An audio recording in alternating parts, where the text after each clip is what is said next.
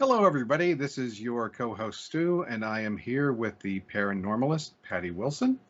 And Patty, I believe, is going to tell us some stories tonight. Yeah, I thought we would just talk a little bit about some really great ghost stories. Some that aren't well known, some that are in some of my books, and just stories that I have always found amazing. So I wanted to talk about different cultures as the first topic. Every culture has its own version of a ghost story.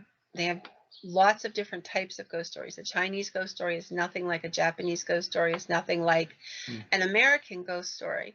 And I grew up in a little community called Ganister. For many years, we lived in that area.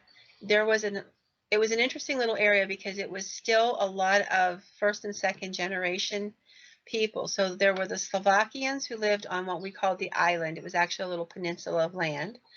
And there were the Italians who lived across from that peninsula.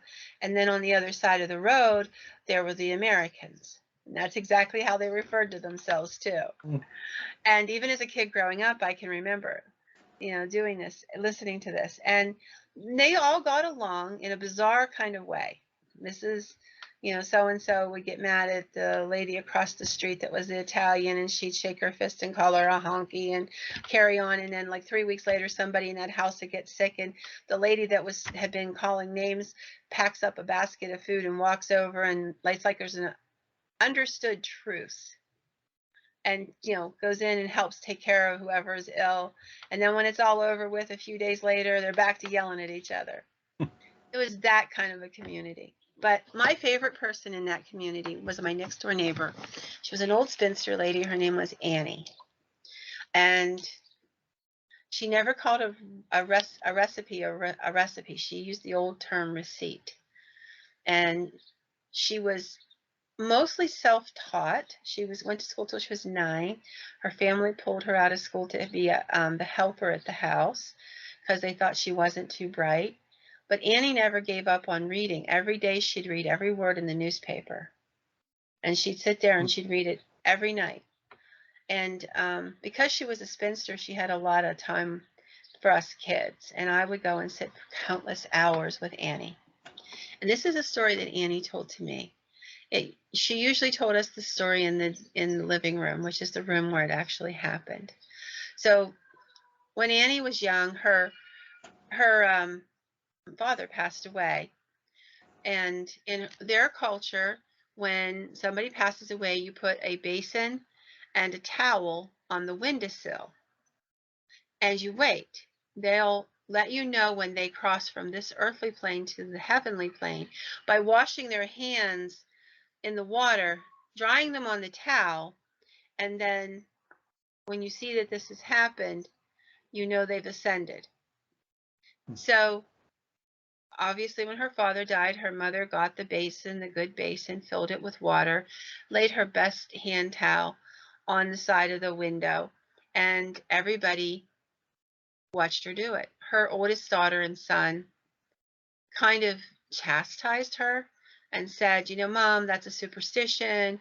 You know, stop it. It's, you're in the new country now. You don't need to act like that anymore.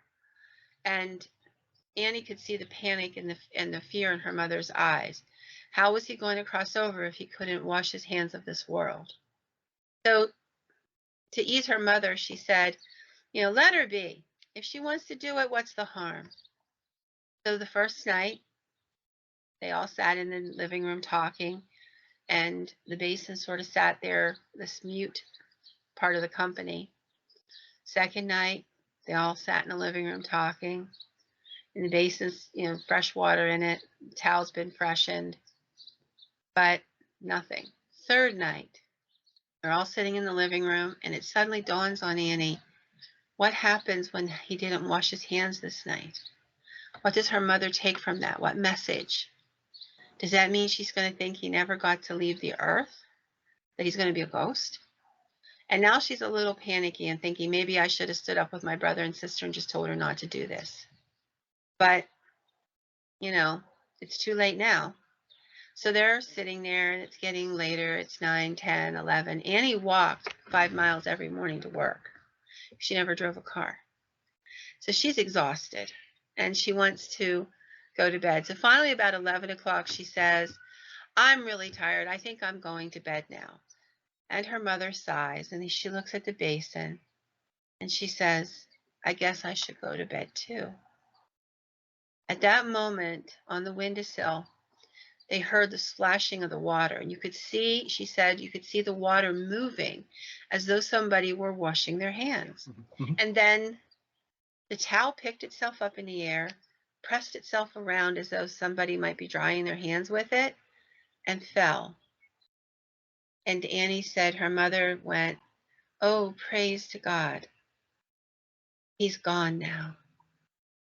And she said, I always thought that it was just a legend or a superstition. And I didn't see the harm until that third night.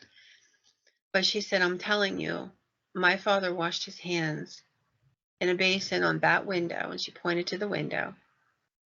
And I know he went to heaven because of it. Totally different type of ghost story than we normally hear. But I've always loved that story. I don't know if I read it in one of your books or you told that story after we had a closing for one of the episodes, or it was in the previous incarnation of the show, but I do remember hearing that story. And I was just sitting here waiting with anticipation, knowing Yeah. the ending of the story. I'm just waiting for it. I want to hear it. It's a great story. And, Annie's sister, who was the biggest skeptic in the world, would sometimes be there and she would say, she'd say, I can't explain it, but I saw that. I saw it too. And I can't explain it, but I think it really happened because Annie would tell this story without changing a word. Every so often we'd be sitting there, be quiet, and I'd say, Annie, tell me a story. And she would tell me 3 or 4 or 5 stories, and that one would usually be one of them. And it brought her great comfort. I can imagine. Good story. Yeah. It is. Mhm. And I love stories about people. So I wanted to tell another story about people. There's an old house that used to sit between Bedford and Everett. It has been torn down about 4 years ago. It was a shame. It was a big old red brick house. And everybody in the area called it the captain's house. Originally, it was supposedly built for a sea captain who had retired in this area in the mid 1800s, I believe. The house kind of fell on hard times in the 80s and 90s. Whoever owned it couldn't or didn't put much into it. So I knew a woman who was starting her life over. She had decided to leave her marriage because the gentleman was mean to her, physically mean to her. And so she decided to to go out on her own and get back on her feet and do this by herself. And she knew of the house. She traced down the people that owned it and asked if they would let her rent the house. The first floor had once been a store and she wanted to make it a store again. And the second floor would have been her apartment. And the people said, well, the house is in pretty bad shape, but if you'll put the work in, the physical work, we'll pay for the materials. And instead of rent, you can work off the rent for at least a while.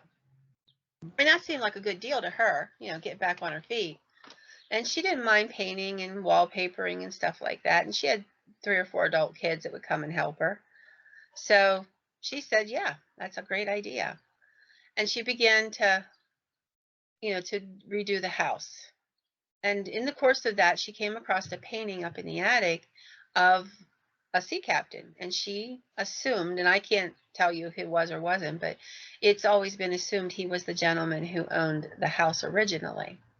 And she thought it was a beautiful painting. It needed a little TLC, and she fixed it up, and she fixed up the framework and stuff, and she took it down and she hung it in the apartment because it was really pretty. She just had an affinity for this person.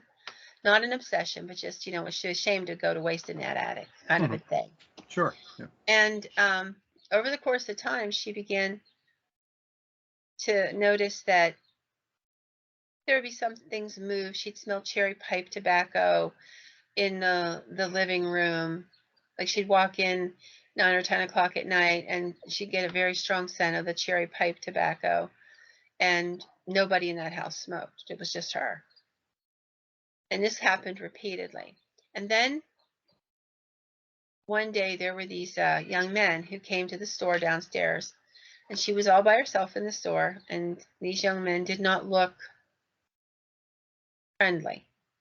And they were looking at the line of jewelry that she had used jewelry there and different stuff. And there were 4 or 5 of them, and they were kind of like, 2 were talking to her and asking her to show them rings and stuff. And the other ones were kind of like looking around, taking inventory, if you will. And it was making her pretty nervous, you know? But she's there alone, and there's 5 of these guys. These unsavory characters, right? Yeah. And they were scaring her. Yeah, So one of the guys kind of circled around almost behind her, and then he stopped and he backed up, and the other guys started looking in her direction, and the look of shock on their faces was just palpable. And they start backing up, and they finally get a little closer to the door, and they break and they run and they leave the building. They jump in their car and they take off. And she's like, oh, thank God. And that's when the cherry pipe tobacco hits her. And she always believed that he appeared behind her, and that's why they panicked, to protect her. Mm-hmm. And she had many experiences with him after that. She had an experience where her husband was trying to talk her into going back with him, and she was just about there. And she picked up the phone one night. It was ringing. It was the middle of the night. And, you know, nothing good ever happens when somebody calls you at 3 a.m. True. Mm-hmm. So she picks up the phone, and it's her husband's voice, and he's talking to another woman. And she said, I don't know how he did it. I don't know what was going on, but the whole time she's listening to this conversation, this pipe tobacco smell was so strong in the room.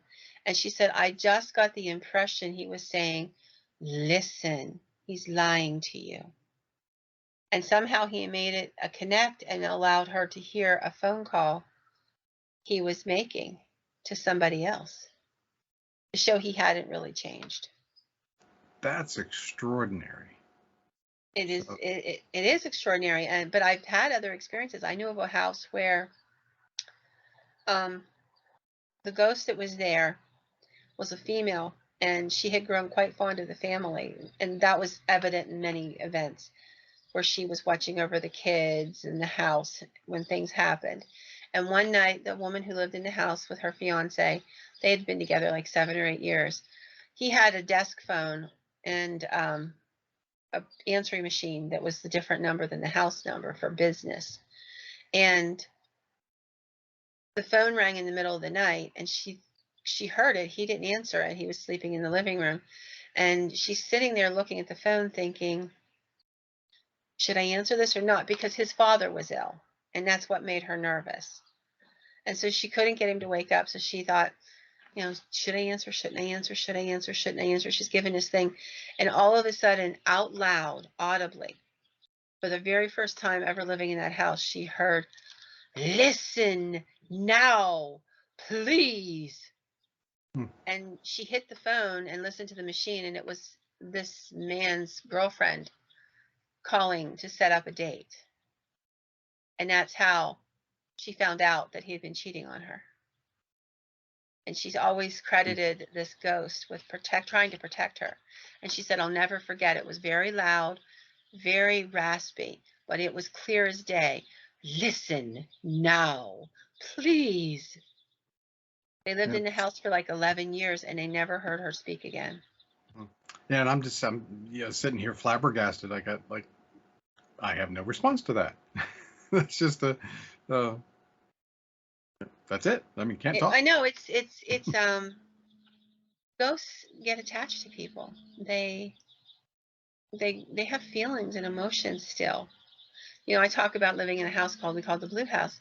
And when we were living in that house, our ghost had with 4 entities in the house, but 3 of them seemed to be connected somehow.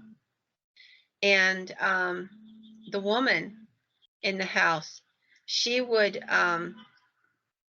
watching soap operas, and she would turn the TV on. You know, I know it sounds crazy, but I used to watch The Guiding Light, and she would turn the TV on. And she had things in the house she liked a certain way, and she'd put them that way. She'd move them. She'd listen to telephone calls. Like I would literally see her in the hallway as a shadow. And I know she was listening because she was excited about whatever I was talking about. So, they have personalities. They just do. Well, they're people. That's exactly true. Non-corporeal people. Yep. Yeah. And they're physically challenged, but they're there.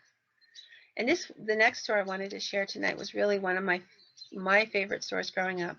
So my storytelling came from my grandmother, who was a great storyteller. Her name was Helen Richardson. And I sat at her knee in tutelage as a child. And one of my favorite stories was this one that I'm about to share. When my grandmother was probably one of the best people I've ever heard of in my entire life. She had a sense of what was right and wrong, and she would do it even if it was to her own detriment. So she had a mother-in-law who did not like her, who had made it her life's work to not like her. But when the lady got very sick and could not care for herself anymore, my grandmother gave up her home and moved her 7 children into this woman's house, where she became her servant. The woman had, her name was Rachel, my great-grandmother, who was sick. And she had gangrene, and she was dying.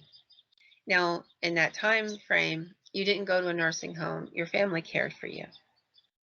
And even though there were 2 or 3 other boys, their wives refused because this woman, Rachel, was not a kind-hearted person and had made a bad impression on all of her daughters-in-law.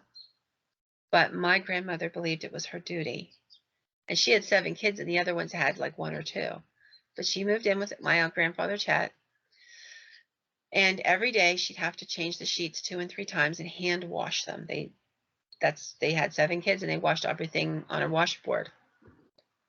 So you can imagine the mountain of laundry that never ended. And then with this lady's, the discharge from the gangrene would get on the sheets and her bed clothes, and my grandmother would wash her, clean off everything, take the clothes and wash them as well, and put clean bedding and clothing on her 2, 3, 4 times a day to make her more comfortable.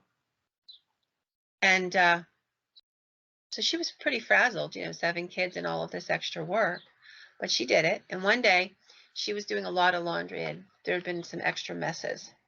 And my grandfather Chet came in, and she had his mother's tray prepared, but she hadn't been able to get upstairs with it. And so she said to him, Chet, why don't you take your mother her tray?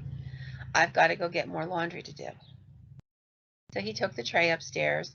She followed him. She went down the hallway to grab the rest of the laundry. And just as she turned around, she heard a clatter. And he yelled, Helen, in his very startled voice. And her first thought was, oh my Lord, he found his mother dead. So she drops the laundry and goes running. She comes to the doorway, and he's standing there. And his mother's in bed, and she's got her hand up, and she's pointing at this wardrobe that sat in the corner. He had dropped the tray when he had come in and seen what she was pointing at. She was pointing at the wardrobe, and on the wardrobe sat an angel, the classic angel of the Bible stories. And he was smiling softly, and he held his hand out to Rachel.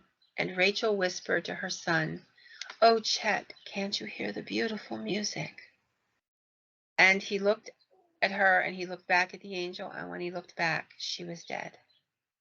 And the angel slowly lifted up and floated through the ceiling and was gone. And my grandmother said they both stood there in the doorway and watched it, and would later talk about it, and they saw exactly the same thing. That was one of my favorite stories when I was a kid. I can see why. Yeah. It's a beautiful story, and it speaks to hope and love. And I guess, that people can change, because the angel came to gather her up, and, she had stopped being hateful because she realized that she had nothing left but my grandmother. So hopefully she found her peace. The next one I thought I would share with you guys is one that actually came to me from a reader long ago. There was a young man who used to come to see me when I was just starting out at all my book signings, and he was a really nice young man. Him and his girlfriend would always come. And he told me that he was in, he needed to have dialysis. He would go to dialysis every week, 2 or 3 times a week. And he said, "You're the head of the dialysis room." And I'm like, "How is that possible?" He's like, "Well, I take all your books and I read your stories to all of the rest of the people in the dialysis room." And he was a great, became a great friend over the last year or two of his life. When he died, he left me a little book. It was handwritten, that he had written. And in it was a story. It was about El Dorado. There's a place outside of Altoona called El Dorado. On 764 goes down that way. It's 58th Street and all that. Yep. Know exactly where it is. Yeah. Okay. And he told this story, and he said, "These are the stories my grandfather told me, and some of the stories I know to be true." And the one, he made notes with the story. And he's like, "Tell the stories, Patty. Tell them the way you tell them, because I want my grandfather's stories to keep going, and you'll keep them alive." But every so often I tell 1 or 2 of his stories. This is my favorite by far. So he told me this story in the book about this wagon train. Now, if you remember, El Dorado would have been just countryside, mostly a little village in the early 1800s. And this wagon train was going through, and they stopped there. There was a little creek, which still exists, by the way, and they stopped on the far side of it. And they sent word into the little village that they had some sick people, and could they send provisions over, but they didn't want to go into the town because they weren't sure what was going on yet. And sure enough, it turned out to be smallpox. It was probably a really good thing they didn't go into the town. People brought supplies to the edge of the water, and the men from the wagon train would wade across and get them. Toward the end, there was only one guy left. He was tending his wife and his son. And when they passed, he had buried pretty much most of the wagon train, or at least helped bury some of the early ones, and then most of the ones that died later, because he was the only one that didn't seem to get it. And he buried them up on this hillside, like a plateau, where they could look down over the village and what have you. And then he went away, just left.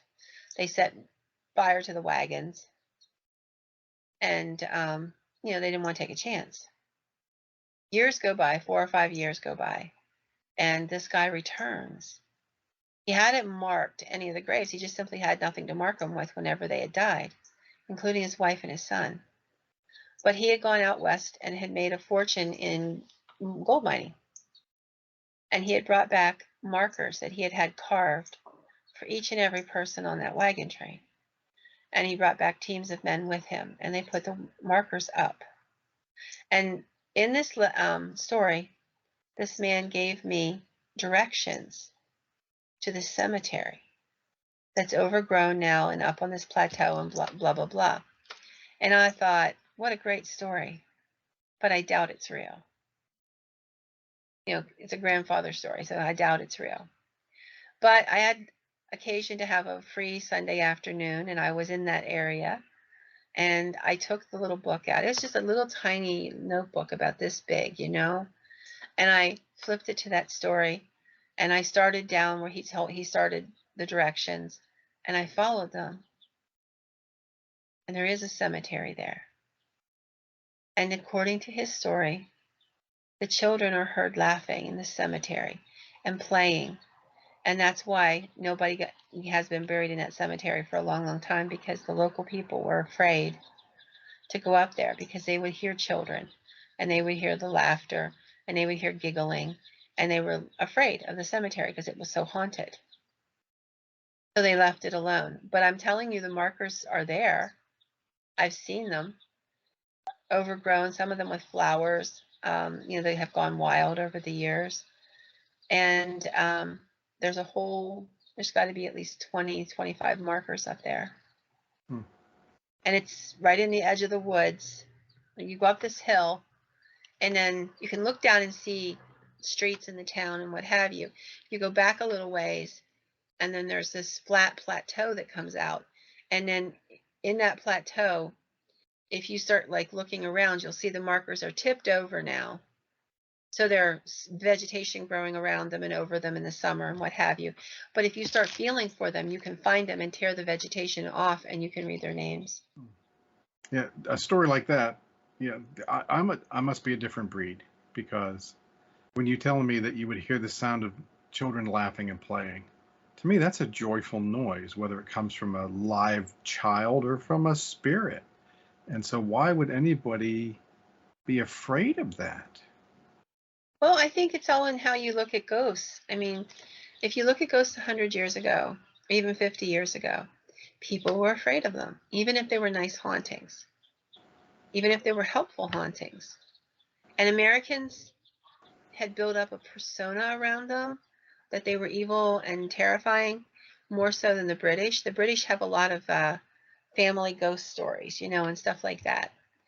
And they don't seem to have as much fear and what have you around the stories. There's this great story I remember reading in an old book about a lady who bought a house, and they had this old woman in a brown dress. She was like a little pudgy old lady in a brown dress, and she haunted the kitchens. They would smell food cooking. There was never any real food cooking, but you could smell these great smells like, waffles and pies and breads and stuff like this. And the lady that owned the house, she had volunteered to make her daughter's wedding cake. And she made the first cake, and it fell. And she didn't have, it was right before holiday, she didn't have the eggs to do it again. And for the first time ever, she saw the lady in the brown dress, not in the kitchen, but at the window. And she was tapping on the window, and she was motioning, "Follow me, follow me." And the woman wasn't afraid of her. She'd lived in the house for years, and the little ghost lady never did her any harm. So she went outside, and she followed the old lady, who stayed a few steps ahead. And the lady came to the edge of a pond, and she pointed down, and she kept going like this, like separate. And there were goose eggs in the nest. And she actually saved the wedding cake. She said, "I took the goose eggs and made the cake, and it was wonderful." So those kinds of stories you see a lot more in Europe than you do in America. So, some people, because of their faith, whatever their religion is or whatever, they just were told never to talk about ghosts. Don't delve into that stuff, and they just saw them all as evil. Then it's not unusual, if you live in Britain, to live in a house that's several hundred years old. No, and I'm sure it has a lot of ghost stories with it. And people just accept it as a matter of course. We have a few houses like that in the United States, and people are not nearly as closed-minded about the paranormal today as they used to be. So I like that. One last story, and I will let you go, my friend. All right. So this is one of my favorite stories as a kid growing up. I found this book from the Weekly Reader Book Club when I was a little girl. You know what I'm talking about. We all ran home with our little book order You're form. bringing back memories now. Yeah. So Mhm. I found this book in it. I actually still have the book, and it was a collection of ghost stories for children. And there was a story in there called The Rocking Chair Ghost, which would end up being one of my favorite stories of all time. And I would grow as I grew up and became who I am today. I decided to see if there was any truth to this story, and I actually found out that there was. So the story is about a young lady who's a Quaker girl whose family decided to put her in this very private school outside of Philadelphia, very hoity-toity, but they wanted her to grow up to be a lady.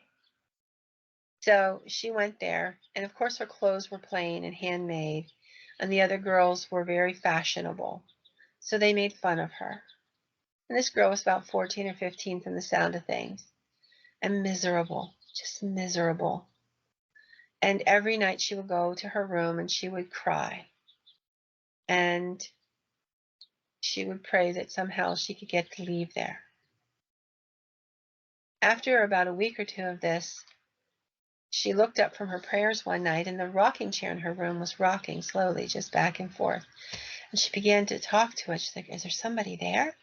And the chair stopped. She's like, if you're there, could you move the chair again? And the chair started.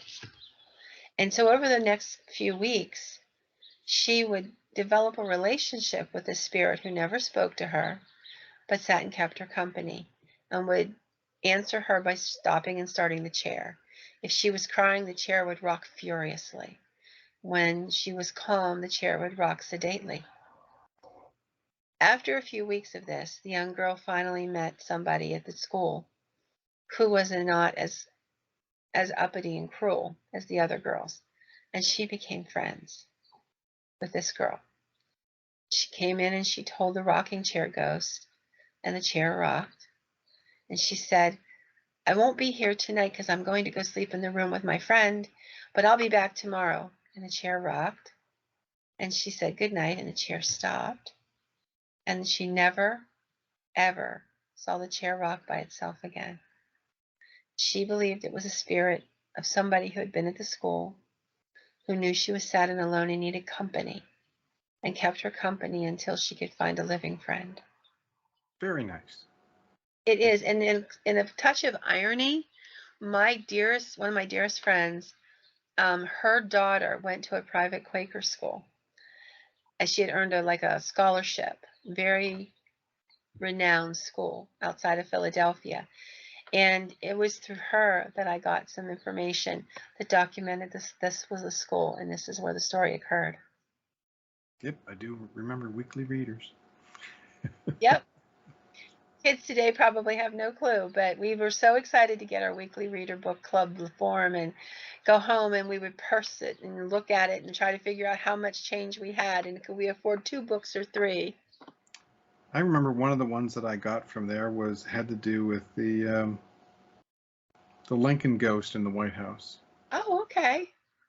and goodness knows where that book. I mean, where that would have gone to. Yeah, yeah. They weren't manufactured to any kind of standard. They were you're essentially your pulp kind of books, but so not real long lasting ones. Paperback and relatively thin. But I have to confess, I still have 2 of mine. There you. Mm. I even have my very first. Well, actually, I think I have 3, because my very first book I ever bought from Weekly Reader was called Not This Bear, and I was in kindergarten, and I still have Not This Bear. Well, as you said, that was our last story. That is our last story. Okay. So we would like to thank everyone for joining us. We appreciate you. And the Paranormalist Podcast Facebook group, which we'll put a link to down below, it has been growing by leaps and bounds, and that's wonderful. Yes, it is. We have been increasing our subscribership to our YouTube channel. And if anyone is watching this on YouTube and you're not subscribed, please click that subscribe button that's right there. Click the bell. That's so that you get notified when we release new content. Unfortunately, last weekend was Mother's Day, so we didn't have much of a chance to record. So we're a little bit behind. So by the time you see this, it's going to be 2 weeks from the last one. So we do apologize. And then also, I normally tell you that we also have the email address, paranormalist@theparanormalistpodcast.com. And again, please send us your stories, your ideas, anything you think that may be something to contribute to the podcast. We have a photo section too, so if they have photos that they think are interesting, they're welcome to send those as well. Onto the Facebook page? Yeah. Yes. Mm-hmm.